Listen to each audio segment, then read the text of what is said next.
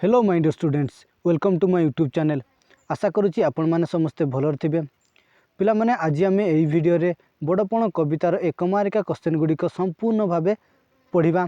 तेणु जो मैंने मो चैनल रे नुआ अच्छा चैनल टी को लाइक करूँ, शेयर करूँ एवं सब्सक्राइब कर बेल आइकन को प्रेस करूँ, जहाँफल जिते बड़े मु वीडियो अपलोड करी आपण मानक पाखरे सर्वप्रथम नोटिफिकेशन पहुँचीज। चलतु आउ डेरी नक भिडटी आरंभ करवा। देखंतु पिला माने क्वेश्चन नंबर 29। राजा और जमीदार माने कहीं प्रजा को शोषण करती कहीं पिला माने ना उत्तर हो गणिका अकिल छामुआ। गणिका शब्दर अर्थ होची पिला माने रूपजीवी, अकिल छामुआ छामुआ शब्दर अर्थ होची पिला माने पाख लोक। तो यही गणिका अकिल एवं छामुआ मानकु पोषण लगी प्रजा मानकु शोषण करती कौ माने ना राजा और जमीदार माने। Question number 30। पापवित किपरि अर्जित हुए बोली कहुई ना प्रजार रक्त सेद लतकर अर्जित धनराशि लुंठन द्वारा पापवित अर्जित हुए। अर्थात प्रजा माने जो धन अर्जन करथंती जहाँकि सेमानक रक्त एवं झाड़ को बही जो सब धन अर्जन करथंती, तो सही धन को आम लुंठन करने द्वारा कौन हुए ना पापवित अधिक अर्जन होता है बोली कवि कहिसंती। Question number 31। भंगा माठियारू पानी बहीगला परी कौन प्रति क्षण रे बही जाउची। आपण मानक सठिक उत्तर हो भंगा माठियारू पानी बहीगला परी शरीर आयु प्रति क्षण रे बही जाउची बोली कहा जाइछि। Question number 32। काल किपरि काल क्रूर और बड़ अविश्वासी। काल शब्दर अर्थ पिला माने मृत्यु, तो क्रूर शब्दर अर्थ होची पिला माने निष्ठुर, अर्थात मृत्यु बड़ निष्ठुर एवं बड़ अविश्वासी बोली कहा जाइछि। Question number 33। काहाकू अविश्वासी बोली कहा जाइछि। क्वेश्चन आपण मानक सठिक उत्तर हो क्रूर काल को अविश्वासी बोली कहा जाइछि, अर्थात बड़ निष्ठुर काल को अविश्वासी बोली कहा जाइछि। Question number 34। के हठात आसी हाबुड़ी जीव बोली कहा जाइछि। क्रूर काल बा बड़ निष्ठुर काल हठात आसी हाबुड़ी जीव बोली कहा जाइछि।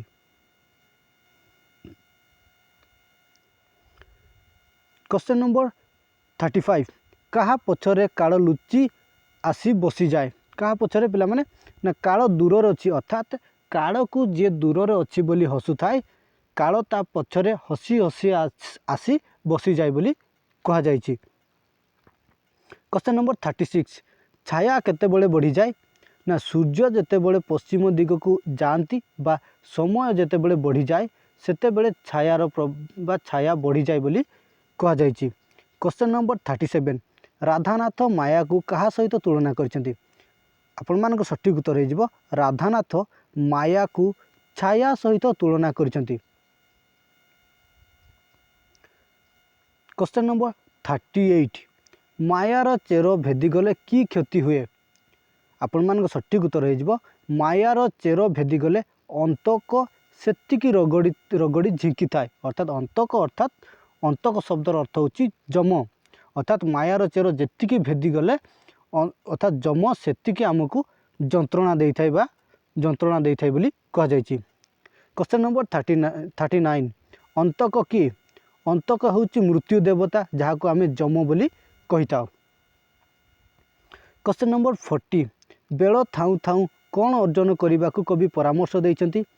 आपण मानक सठिक उत्तर हो बेल थाउ थाउ धर्म अर्जन करने को कवि परामर्श देइछंती। काहाकू से राजा आउ जमीदार मानक कवि धर्म अर्जन करने पई परामर्श देइछंती। Question number 41। संसार रे जन्म फलरू कौन मिलता है। आपण मानक सठिक उत्तर हो संसार रे जन्म फलरू बड़पण मिलता है। बड़पणर अर्थ होची पिला माने धर्म। Question number 42। बड़पण किपरि चिरस्थायी हुए। बड़पण धर्म फलरू चिरस्थायी हुए बोली कहा जाइछि। देखंतु पिला माने क्वेश्चन नंबर 43। विधाता कि पत गढ़ी। विधाता शब्दर अर्थ होची पिला माने ईश्वर बा भगवान। भगवान क्यों रूपक पत गढ़ी। पत शब्दर अर्थ होची पिला माने डंगा बा नौका। तो ईश्वर कि पथ गढ़ी बोली कहुई। तो आपण मान सठिक उत्तर हो विधाता धर्म पथ गढ़ी अर्थात ईश्वर धर्म रूपक पथ गढ़ी। तो देखो आ गोटे पिला माने क्वेश्चन कौन ना भगवान कहीं धर्मर पथ गढ़ी कहीं आपण मान सठिक उत्तर हो भगवान संसार बारिधि तोड़ापी बा अतिक्रम करने पथ गढ़ी अर्थात बारिधि शब्दर अर्थ पिला माने समुद्र अर्थात भगवान संसार रूपक समुद्र को अतिक्रम करने धर्मपथ गढ़ी किए ना विधाता बा ईश्वर।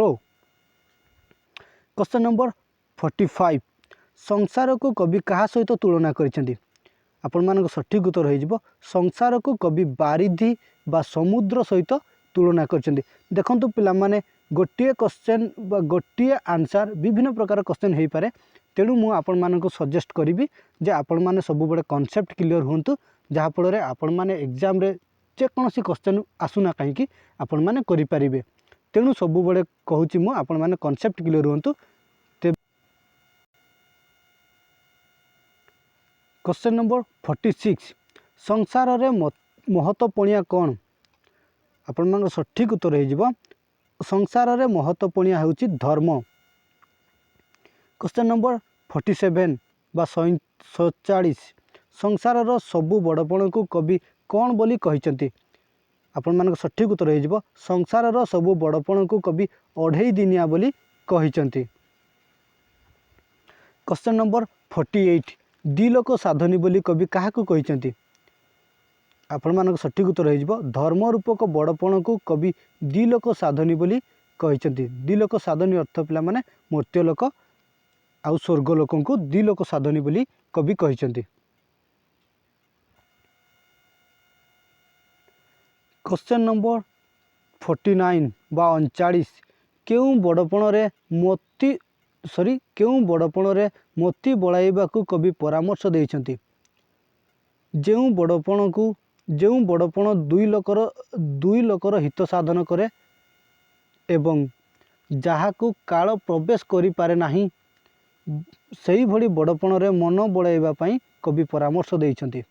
अर्थात जेउं बड़पण दुई लोकर हित साधन करे अर्थात मर्त्यलोक एवं स्वर्गलोकंकर दी लोकंकर हित साधन करे तो सही भली बड़पण को आपणाइबा पई कवि परामर्श देइछंती। अर्थात सही बड़पण को काल प्रवेश करि पारे नाही तो सही भली बड़पण को आपणाइबा पई कवि परामर्श देइछंती काहाकू ना राजा और जमीदार मानकू। क्वेश्चन नंबर 50 केउथिरे मन बाहुडाई नेबा पई कवि राजा मानकू परामर्श देइछंती केउथिरे ना ललसारू मन बाहुडाई नेबा पई कवि राजा मानकू परामर्श देइछंती। ललसारू अर्थात लालसारू बा लोभरू कौन करिवे ना मन बाहुडाई नेबा पई कवि परामर्श देइछंती काहाकू ना राजा मानकू।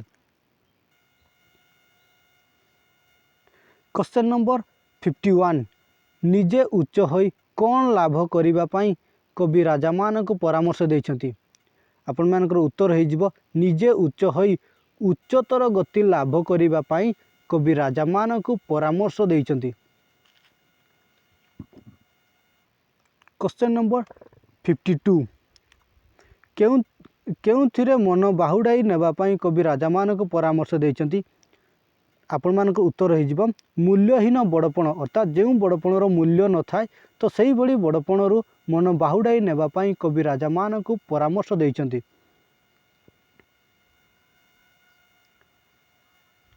क्वेश्चन नंबर 53 निजे उच्च होई कौन लाभ करिबा पई कवि राजा मानकू परामर्श देइछंती आपण मानक उत्तर हो जिवो निजे उच्च होई उच्चतर गति अर्थात बड़पण लाभ करिबा पई कवि राजा मानकू परामर्श देइछंती।